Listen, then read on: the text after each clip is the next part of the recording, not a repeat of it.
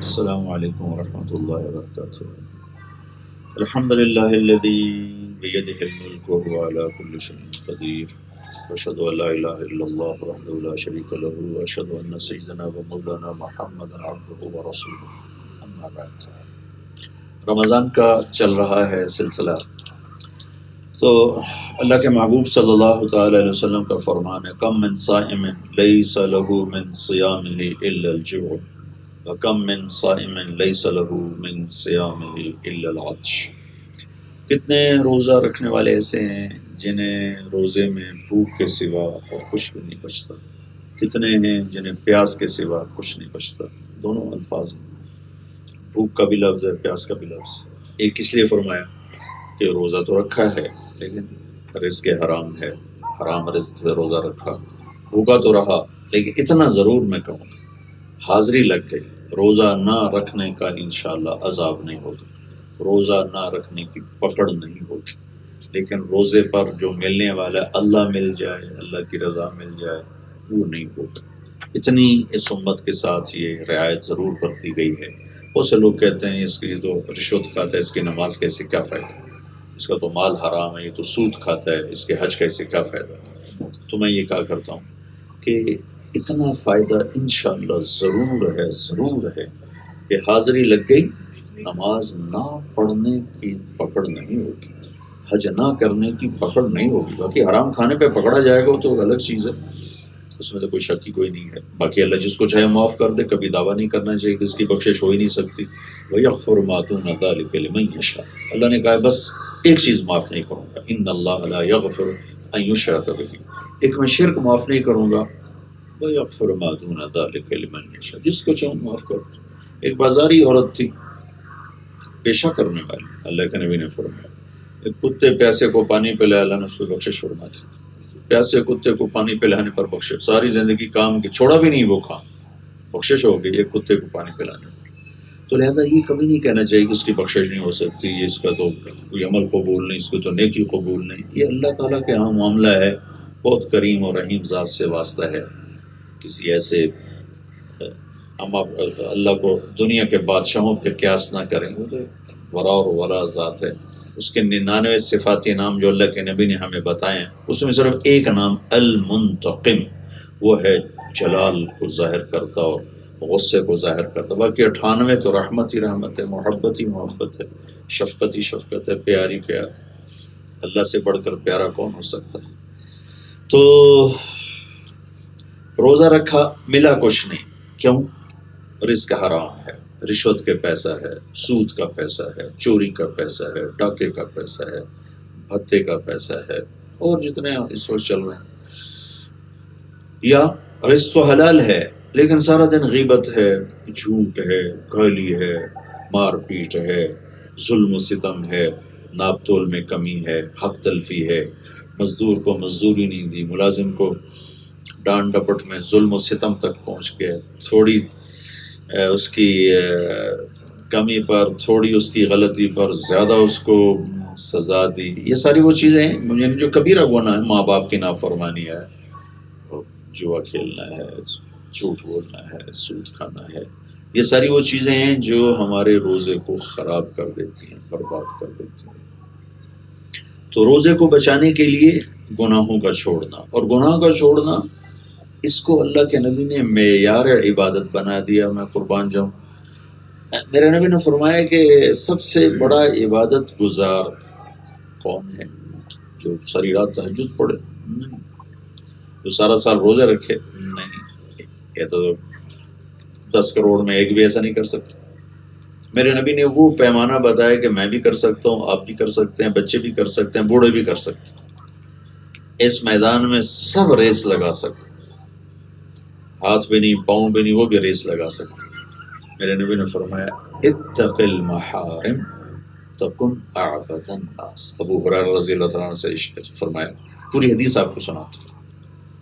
آپ نے فرمایا من یاخذ عنی ہؤلاء الکلمات، کوئی ہے مجھ سے یہ چند باتیں سیکھ لے، فیعمل بہن، خود عمل کر لے، اور یعلم من یعمل بہن، یا کسی ایسے کو بتا دے جو ان پر عمل کر لے۔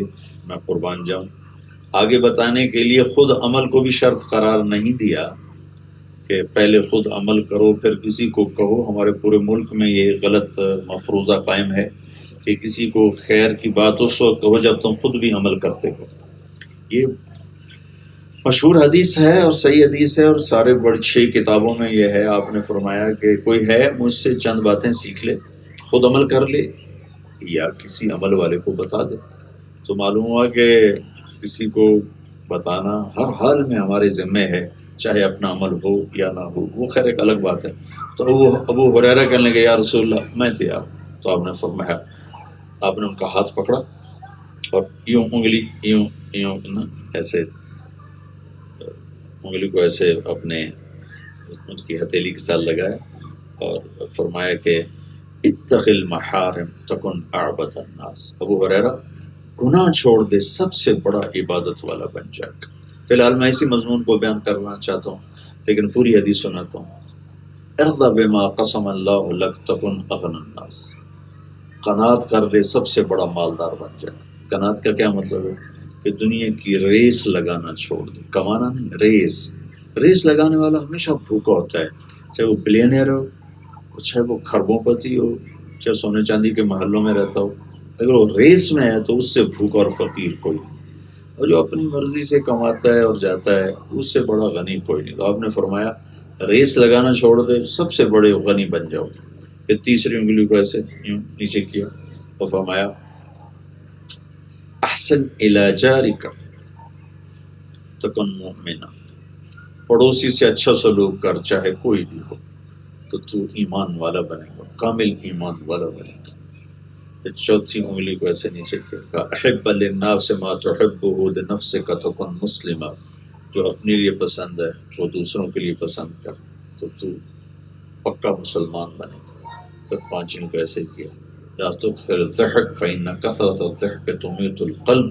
ہر وقت نا ہنستا رہے کہ ہر وقت ہنستے رہنا دل کو مردہ کر دیتا. ہنسنے سے منع نہیں فرمایا، ہر وقت ہنسی مذاق ہا ہا ہی اس سے منع فرمایا، کس سے دل مردہ ہو جاتا. تو میرے نبی پاک صلی اللہ تعالی علیہ وسلم نے عبادت کا بڑا خوبصورت پیمانہ قرار دیا. گناہ چھوڑ دو سب سے بڑے عبادت گزار بن جاؤ. اگر آپ یوں کہتے ہیں کہ اتنے نفل پڑھو تو عبادت والے ہو، اتنے روزے رکھو تو زیادہ عبادت والے ہو، تو کوئی کرتا کوئی نہ کرتا. آپ نے نہ کرنا کہا. سبحان اللہ، کتنا خوبصورت بات ہے. یہ میرے سامنے لوگ بیٹھے ہیں، میں ان سے کہوں گے اٹھو بھائی 5 کلومیٹر کی دوڑ لگاؤ، تو کوئی لگا سکے گا، کوئی نہیں لگائے گا. اور میں ان سب سے کہوں بیٹھے رہو تو بیٹھنے میں سب کو سہولت ہے، سب کے لیے آسانی ہوگی. تو میرے نبی نے یہ نہیں فرمایا کہ یہ نیکیاں کرو تو سب سے بڑی عبادت والے ہو. فرمایا گناہ چھوڑ دو تو سب سے بڑے عبادت والے بن کے. جھوٹ چھوڑ دو، زنا چھوڑ دو، شراب چھوڑ دو. چھوڑنے کا کیا ہے؟ قتل چھوڑ دو، جوا چھوڑ دو، ناچ گانا چھوڑ دو، ماں باپ کی نافرمانی چھوڑ دو، غیبت، حسد، بغض، کینہ یہ چھوڑ دو، سب سے بڑا عبادت گزار بن جاؤ. تو عبادت کا پیمانہ میرے نبی نے گناہ چھوڑنے کو بتایا کہ گناہ چھوڑو سب سے بڑا عبادت والا تو بنے گا. تو آپ میرے نبی پاک صلی اللہ تعالی وسلم کی شفقت ہے کہ آپ نے اپنی امت کو کبھی مشقت میں نہیں ڈالا، بڑے بڑے اعمال بڑے بڑے وظیفوں پہ نہیں ڈالا. ایک آدمی آ کر کہنے لگا یا رسول اللہ مجھے کوئی وظیفہ بتائیں، میری روزی کم ہے. تو کتنے وظائف ماشاءاللہ لکھے ہوئے سارے صحیح ہیں، لیکن میرے نبی نے کتنا آسان کر کے اس صحابی کو کہا آپ نے فرمایا باوضو رہا کر تیرا رزق بڑھ جائے گا. تو باوضو رہنے میں نہ کوئی مصلی پہ بیٹھنا پڑتا ہے، نہ کوئی نفل پڑھنے کی بات ہے، نہ کوئی تسبیح پڑھنے کی بات ہے. آسان کام ہے کہ جب وضو ٹوٹے وضو کر لو، اللہ تیرا رزق بڑھا دے گا. تو اپنی امت پر شفقت کی وجہ سے اب ہر وقت اپنی امت کو مشقت سے بچاتے تھے. 3 دن تراویح کی نماز پڑھی، چوتھے دن نہیں آئے. فرمایا کہ مجھے ڈر لگا کہیں فرض نہ ہو جائے. مسواک بہت زیادہ فرماتے تھے، وہ بہت پسند فرماتے تھے، اور فرمایا کہ اگر میری امت پر مشقت کا ڈر نہ ہوتا تو میں ان پر فرض کر دیتا مسواک کر. تو گناہوں کا چھوڑ دینا یہ پورے دین کی حفاظت ہے، پورے معاشرے کی حفاظت ہے. اور اس میں خاص طور پر میں نے پچھلے اس میں نشست میں بھی کہا تھا، پھر اس کو دہراتا ہوں چونکہ وبا عام ہے. اس زبان کی حفاظت فرمائیں، اس کو غیبت سے پاک فرمائیں، اس کو چغلی سے پاک فرمائیں، اس کو نمیمہ سے پاک فرمائیں۔ چغلی اور غیبت دونوں کی ایک ہی شکل ہے، لیکن نیت کے فرق سے عمل بدل جاتا ہے۔ جیسے اب ہم نے روزہ رکھا، ہماری نیت فرض ہے تو فرض ہے، رمضان کے آگے بھی روزہ ہی ہوگا، لیکن نیت دوسری ہوگی تو وہ نفل بن جائے گا۔ کسی کی برائی کرنا یہ غیبت ہے۔ غیبت سے اوپر ہے چغلی، جس کو عربی میں نمیمہ کہتے ہیں۔ وہ کیا ہے؟ کسی کی برائی کرنا دو آدمیوں میں نفرت بٹھانے کی۔ میں کسی کی غیبت کر رہا ہوں، اس کی برائی بیان کر رہا ہوں، اس حد تک تو غیبت ہے، لیکن میں یہ چاہتا ہوں کہ اس کی اور اس کی بھائی کی آپس میں لڑائی ہو جائے، اس کی اور اس کی بیوی کی آپس میں لڑائی ہو جائے، اس کی اور اس کے چاچا کی آپس میں لڑائی ہو جائے، اس کی اور اس کے دوست کی آپس میں لڑائی ہو جائے، اس نیت سے میں اس کی برائی بیان کرتا ہوں تو اس کو نمیمہ کہتے ہیں۔ یہ غیبت سے بھی آگے کی چیز ہے، اور بہتان اس سے بھی اوپر کی چیز ہے کہ کسی پر جھوٹا الزام لگا دینا، کسی پر جھوٹی بات لگا دینا۔ جیلوں میں جانا ہوتا ہے، عدالتوں میں بھی بیان ہوتے ہیں، 70% جھوٹے کیس چل رہے ہیں، جھوٹے مقدمے چل رہے ہیں، پھر ہم کہتے ہیں کہ یہ کیا ہو رہا ہے، یہ کیوں ہو رہا ہے۔ یہ تو ہم اللہ کا شکر ادا کریں کہ محمد مصطفیٰ صلی اللہ تعالی وسلم کی دعاؤں کے طفیل ہم مسخ نہیں ہوئے، ورنہ جو کچھ ہو رہا ہے ہم بندر بن جاتے، خنزیر بن جاتے۔ جو کچھ ہو رہا ہے اس پر درود و سلام پڑھو، انہوں نے ساری زندگی رو رو کر اپنے اللہ کو منایا کہ میری امت کے ساتھ یا اللہ ایسا نہ کرنا کہ یہ بندر اور خنزیر بن جائیں۔ تو میں سارے سننے والوں سے یہ گزارش کروں گا کہ آئیے ہم اپنے ملک کو خوبصورت بنائیں۔ کیسے خوبصورت بنائیں؟ گناہ چھوڑ کے۔ جیسے ہم گندگی کا ڈھیر دیکھتے ہیں تو کتنا برا لگتا ہے۔ گھر میں غلاظت ہو تو ہم نوکروں کو ڈانٹتے ہیں، اور نوکر کوئی نہ ہو تو وہ ماں بیٹی کو ڈانٹتی ہے، بیوی کو خامن ڈانٹتا ہے، صفائی نہیں کی، دیکھو یہ پڑا وہ پڑا۔ ایسے میرے اللہ کو ایک گندگی بڑی پسند ہے، ناپسند ہے، وہ جھوٹ ہے، وہ غیبت ہے، وہ ظلم ہے، وہ نفرت ہے، وہ بغض ہے، وہ حسد ہے، وہ طمع ہے، وہ حرص ہے، وہ لالچ ہے، وہ عداوت ہے، وہ انتقام ہے۔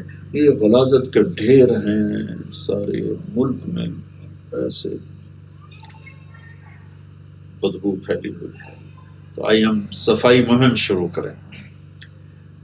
وہ صفائی مہم کیا ہے کہ ہم اپنے گھروں کو، بازار کو، ماحول کو گناہوں سے پاک کریں۔ کبھی ہو جائے، انسان ہے وہ انسان ہی کیا جو خطا نہ کرے۔ یہ تو میں نہ کہتا ہوں اور نہ یہ توقع رکھنی چاہیے کہ انسان ہو اور اس سے گناہ نہ ہو، ناممکن ہے۔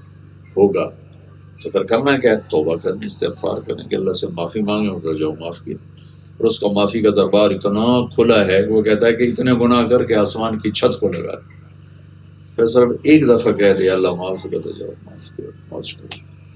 تو بھائی بہنوں، آؤ ہم نیت کریں کہ ہم اپنے پورے دین کو خوبصورت بنائیں گے گناہ چھوڑ کے۔ اللہ میں عمل کی توفیق۔